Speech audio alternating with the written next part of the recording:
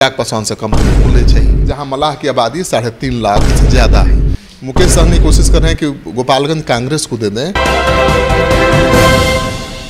नमस्कार, आप देख रहे हैं सिटी पोस्ट लाइव और मैं हूं आपके साथ हर्षिता प्रताप सिंह। वीआईपी सुप्रीमो मुकेश सहनी अब बिहार में महागठबंधन का हिस्सा है। तेजस्वी यादव ने उन्हें अपना बड़ा भाई भी बना लिया और महागठबंधन में 3 सीटें दे डाली।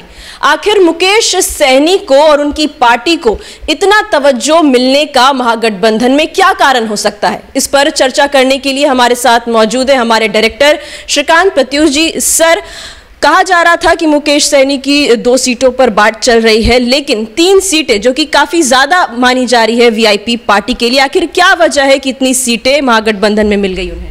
राजनीति में कोई किसी पर एहसान नहीं करता, ये बात समझ लीजिए। जितनी आपकी ताकत है उतनी ही आपको अहमियत मिलती है। तो सन ऑफ मलाह नई पार्टी बनाए हैं, वीआईपी पार्टी, लेकिन कम समय में मलाहों के नेता बन चुके हैं और वो मलाह वोटरों को प्रभावित करते हैं। वो मलाह वोटर के वोट को ट्रांसफ़र कराने में सक्षम है। ये कई चुनाव में दिखा है। ये दीगर बात है कि पिछले लोकसभा चुनाव में भी वो महागठबंधन के साथ थे। उस समय भी उनको 3 सीटें मिली थी। उस समय तो उपेंद्र कुशवाहा भी महागठबंधन के साथ थे, उनको 5 सीटें मिली थी। तो मलाहों की आबादी करीब 4% है बिहार में और इसी वजह से मलाह काफ़ी अहमियत रखते हैं। अभी तो 1% वोट के लिए लोग मारामारी मची है, ये तो 4% वोट है। वैसे मलाह एनडीए के साथ ही जाते रहे हैं, लेकिन जब से मुकेश सहनी आए हैं, पहले मलाह का कोई नेता था नहीं, केवल थे कैप्टन जय निषाद और उनके बाद उनके बेटा अजय निषाद जीत रहे थे बीजेपी के सीट पर। आप देख ही रही हैं मुजफ्फरपुर से, उनको बीजेपी ने इस बार टिकट भी नहीं दिया। तो मलाह वैसे भी नाराज़ होंगे कि एक मलाह का टिकट काट के दूसरे मलाह को दे दिया गया।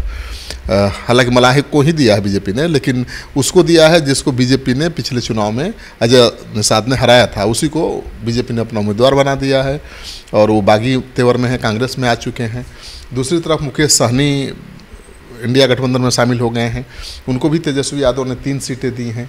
इसका मतलब ये है कि मलाहों के वोट को अहमियत दी जा रही है बिहार की राजनीति में।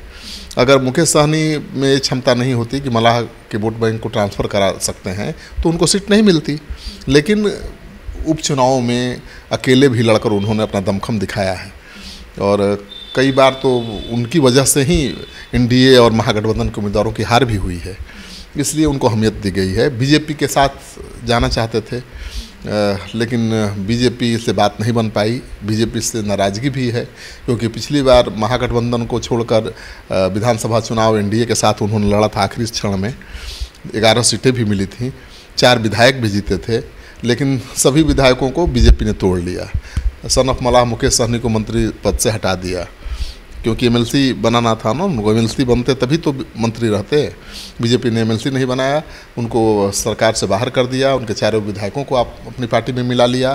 तो नाराज़गी तो थी, इस मन तो खराब था, लेकिन फिर भी बात चल रही थी। लेकिन इस बार मुकेश सहनी ने 11 सीटों की मांग कर दी।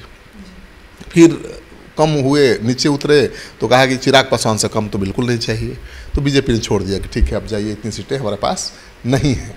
बीजेपी देती भी भला कैसे, जेडीयू उसके साथ है, नीतीश कुमार बराबर सीटों पर बीजेपी चुनाव लड़ रही है। ऐसे में इनको 5 सीट, 5 चिराग पासवान को देना और उपेंद्र कुशवाहा को 1 सीट देना मुश्किल था। अगर मुकेश सहनी को 5 सीटें मिलती तो उपेंद्र कुशवाहा कहाँ चुप बैठते। महागठबंधन में जो उपेंद्र कुशवाहा थे 5 सीटें मिली थी, मुकेश सहनी को 3 ही मिली थी, तो उस हिसाब से तो दबाव बनाते। तो बीजेपी ने छोड़ दिया। अब महागठबंधन ने इनको अहमियत दिया है। 1 सीट भी पिछले चुनाव में नहीं जीते थे, हालांकि कोई नहीं जीत पाया था, एक कांग्रेस को छोड़कर कोई प्रत्याशी नहीं जीता था महागठबंधन का। लेकिन इस बार भी 3 सीटें तेजस्वी यादव ने दी है। इसका मतलब है कि तेजस्वी यादव को इस बात के एहसास है कि मलाहों का वोट मुकेश सहनी की वजह से महागठबंधन को मिल सकता है। और हर लोकसभा क्षेत्र में 50,000 से 1 लाख मलाह वोट हैं, जान लीजिए, हर लोकसभा क्षेत्र में।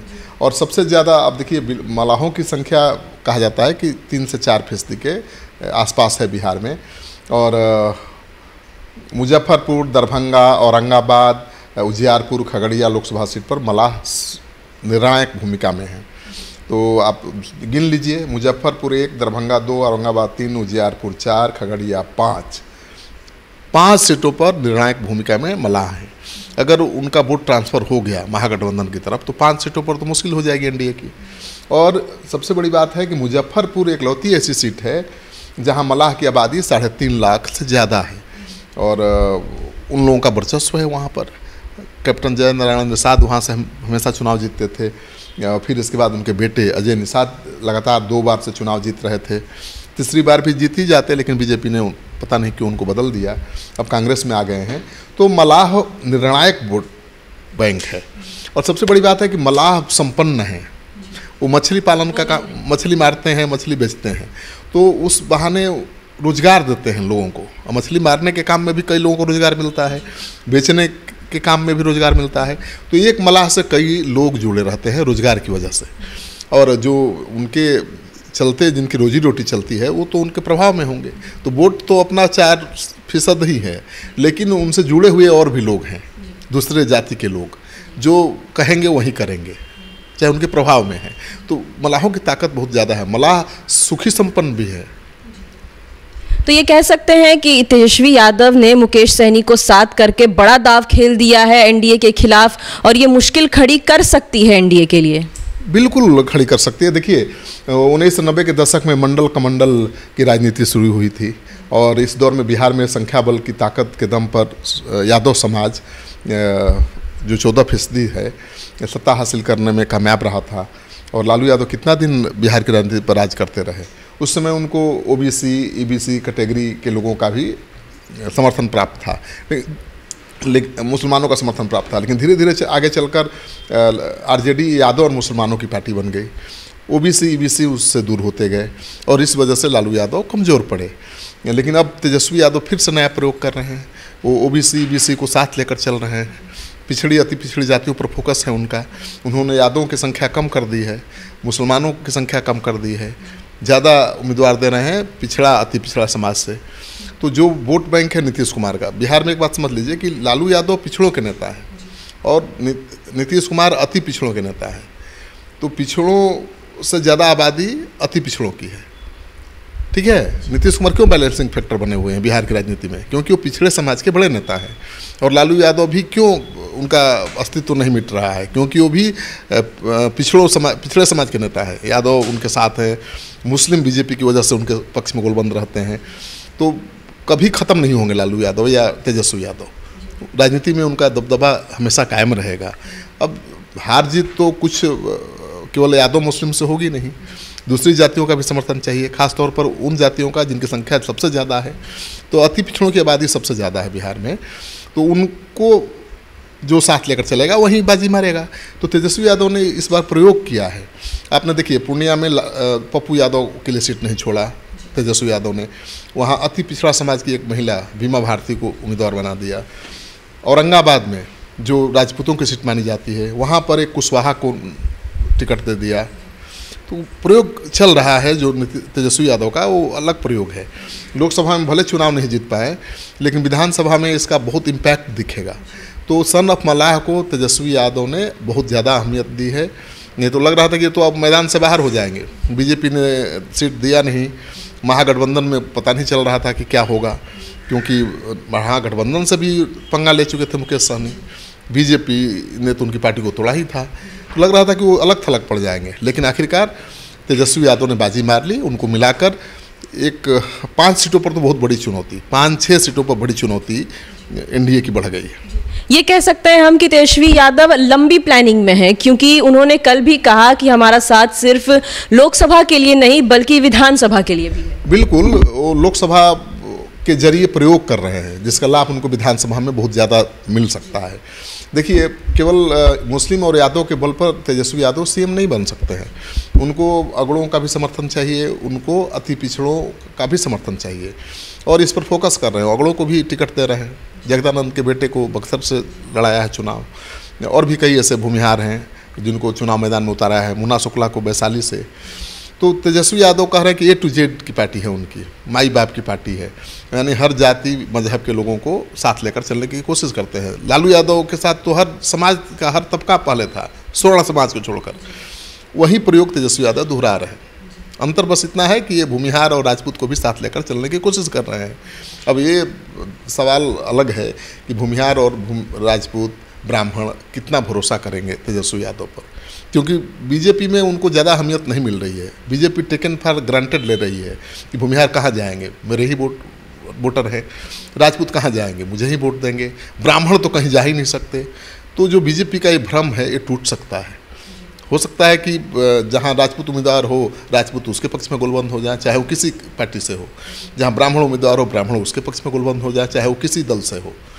तो ये प्रयोग कर रहे हैं तेजस्वी यादव। देखिए क्या होता है, लेकिन ये तो जरूर है कि आधी दर्जन सीटों पर जहाँ पर अगर 50,000 के कम मार्जिन से कोई जीतता एनडीए, वहाँ पर हार हो सकती है जीत की जगह, क्योंकि 50,000 से 1 लाख निषाद वोटर हैं हर लोकसभा क्षेत्र में, और कहीं कहीं तो 3 लाख भी हैं, 3.5 लाख भी हैं। सर एक आखिरी सवाल, 3 सीटें मिली हैं, गोपालगंज, झंझारपुर और मोतिहारी, कौन से उम्मीदवारों को मुकेश सहनी उतार सकते हैं? देखिए गोपालगंज तो रिजर्व सीट है। मुकेश सहनी कोशिश कर रहे हैं कि गोपालगंज कांग्रेस को दे दें और कांग्रेस से कोई सीट ले लें। मुजफ्फरपुर से लड़ना चाहते हैं या दरभंगा से लड़ना चाहते हैं। तो दरभंगा से तो ललित यादव का नाम अनाउंस हो चुका है आरजेडी से। अब देखना यह है कि कांग्रेस पार्टी क्या मुजफ्फरपुर की सीट छोड़ेगी, नहीं छोड़ेगी, इसलिए कि अजय निषाद जो बीजेपी के सांसद थे वो कांग्रेस ज्वाइन कर चुके हैं। तो कांग्रेस पार्टी क्यों अपने एक मजबूत उम्मीदवार की सीट को छोड़ेगी? तो यहाँ पेच फंसा हुआ है अभी भी। तो मुकेश सहनी किस सीट से लड़ते हैं, क्योंकि मुजफ्फरपुर दरभंगा उनके लिए ज़्यादा अनुकूल सीट है, क्योंकि मुजफ्फरपुर में तो 3.5 लाख निषाद वोटर हैं, फिर महागठबंधन का वोट जुट जाएगा, तो जीत की संभावना ज़्यादा है। वैसे ही दरभंगा में भी निषादों की संख्या बहुत अच्छी खासी है, वहाँ से भी जीत सकते हैं। लेकिन अगर दोनों में से कोई सीट नहीं मिली, कांग्रेस ने नहीं छोड़ा, आरजेडी ने भी नहीं छोड़ा दरभंगा की सीट, तब वो झंझारपुर से लड़ सकते हैं, जहाँ मल्लाहों की संख्या ठीक ठाक है। तो आप सुन रहे थे हमारे डायरेक्टर श्रीकांत प्रत्यूष जी को। जैसा कि हमने आपको पहले भी बताया है कि अब मुकेश सहनी बिहार में महागठबंधन के साथ हैं, 3 सीटें उन्हें मिल गई हैं। तेजस्वी यादव ने ये बड़ा दांव खेला है और इस दांव का फायदा तेजस्वी यादव को कितना मिल पाता है, मल्लाहों का कितना समर्थन तेजस्वी यादव को प्राप्त हो पाता है, ये जानने में अब बस कुछ दिनों का ही समय रह गया है। चुनाव का जो पहला चरण है वो भी जल्द शुरू होने वाला है। तो कितना फायदा तेजस्वी यादव को होता है और कितना नुकसान वो एनडीए को इस दांव से पहुंचा पाते हैं, ये देखने वाली बात होगी। फिलहाल इस खबर में इतना ही। अब आगे की खबरों के लिए देखते रहिए सिटी पोस्ट लाइव। इस वीडियो को लाइक करें, शेयर करें और चैनल को सब्सक्राइब करना ना भूलें। धन्यवाद।